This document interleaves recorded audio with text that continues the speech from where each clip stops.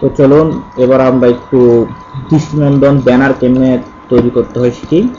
এবার আমরা ফাইলে যাব, নিউ উইথ 900 হাই 200, ওকে।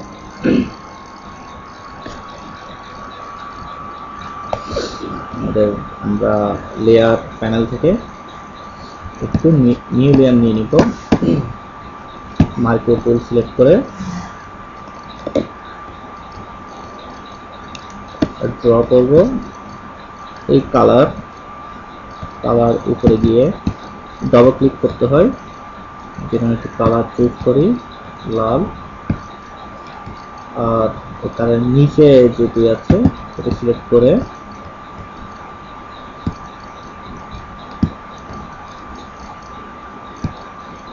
হালকা লাল টাইপের আমরা একটা কালার সিলেক্ট করে নেব। এরপর আমরা এর আগে আমরা নিয়েছিলাম পেন ব্রেকেট টুল, এরপর নিয়ে গ্রেডিয়েন্ট। হ্যাঁ, গ্রেডিয়েন্ট নিয়ে আমরা যেখান থেকে খুশি এভাবে দুটো কালার মিক্স হয় গ্রেডিয়েন্টের সাহায্যে।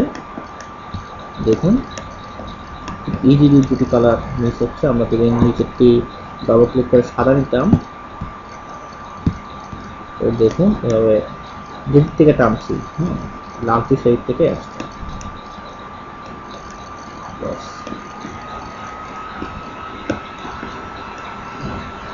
এইভাবে আমরা ব্যানার ডিজাইন করতে পারি।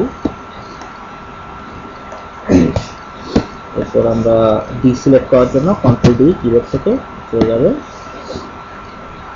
এরপর টেক্সট নিয়ে আমরা লিখবো, আমরা ফন্টের কালার চেঞ্জ করে নিই, সাদা কিংবা কালো নিতে সাদায় নিই। মাই ব্যানার আমরা সিলেক্ট টুল দ্বারা সিলেক্ট করে বড় করি, এন্টার করি।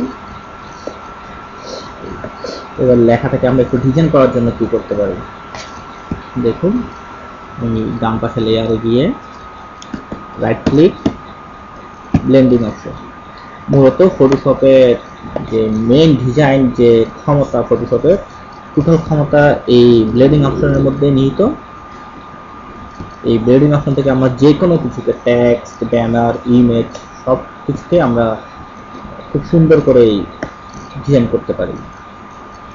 তো দেখুন আমরা ড্রপ শেড ক্লিক করলে ব্যানার নিচে শেড করছে, আমরা এটা তুলে ইনার শেড ক্লিক করলে চেঞ্জ হচ্ছে, আমরা তুলে আউটারগুলোতে ক্লিক করলে চেঞ্জ হচ্ছে, তারপর ইনার গ্লো চেঞ্জ, বেভেল আর ইমবুশ থ্রি টাইপের হয়ে যাচ্ছে। কোনো লেখাকে থ্রি টাইপের করার জন্য আমরা এইভাবেই করি। সেটিং দেখুন আরও হচ্ছে, তুলে কালার ওভারলে চেঞ্জ হয়ে যাচ্ছে,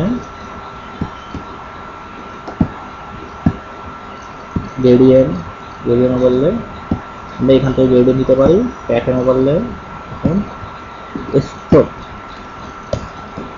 সাহায্য করতে পারি।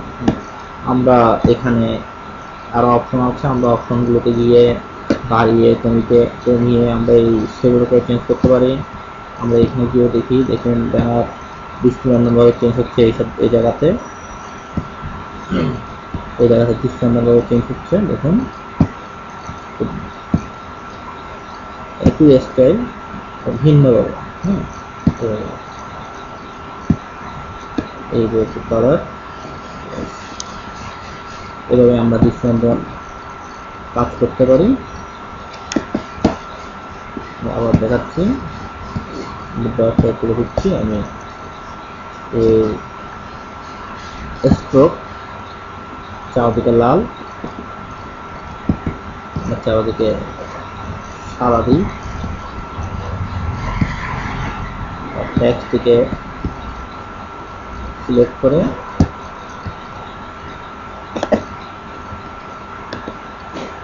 টেক্সটের কালার লাল করে দিই।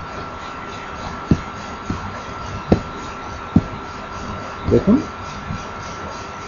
আমরা আবার গিয়ে স্ট্রোক ক্লিক করে একটু বাড়িয়ে কমিয়ে আরো অনেক করতে পারি। আমরা আউটারগুলোতে ক্লিক করতে পারি বা এর মধ্যে ড্রপ শোতে ক্লিক করতে পারি। দেখুন ড্রপ শোতে অপাসিটি বা সাইজ বাড়িয়ে দিতে পারি।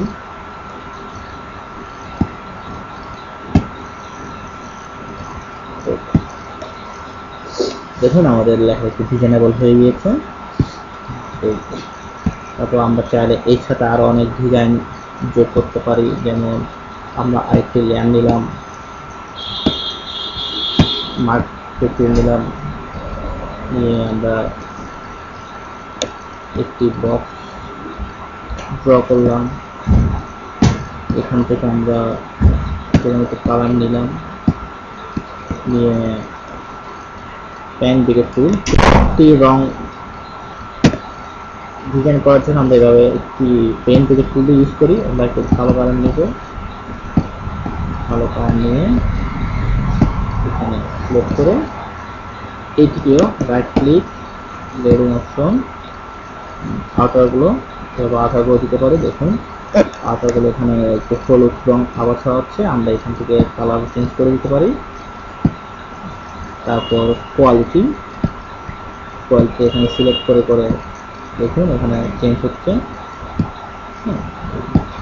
আসলে বেশি কিছু দিলে যে বেশি সুন্দর হবে তা না, আমাদের সময় ক্লায়েন্ট বায়ারে যা আউটসোর্সিং কাজ করার সময় খুব নর্মাল ডিজাইন করেও আমরা প্রচুর রান করতে পারি এবং ওয়েবসাইটটি দেখতে সুন্দর পাই। এটা অবশ্যই রুচির উপর নির্ভর করে। আমাদের ওয়েবসাইটটা দিই, আমরা এটাকে ডিসাইড করার জন্য কন্ট্রোল দিই।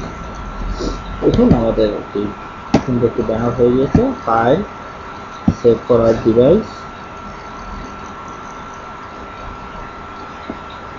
এটি জেপিজি 4.9 আমার জেপিজি ফর্মেটে রাখবো।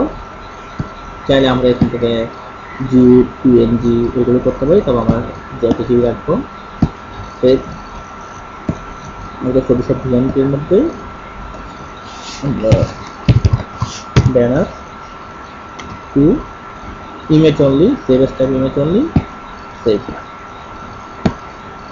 এবং আমাদের শর্ট ফাইলের জন্য ফাইল, সেভ এট,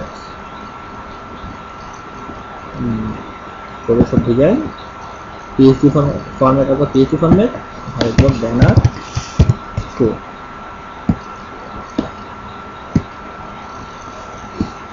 আমরা দেখি জেপিজি ফরম্যাটের ডিজাইনটি। দেখুন এটি একটি ব্যানার, এটি একটি ব্যানার।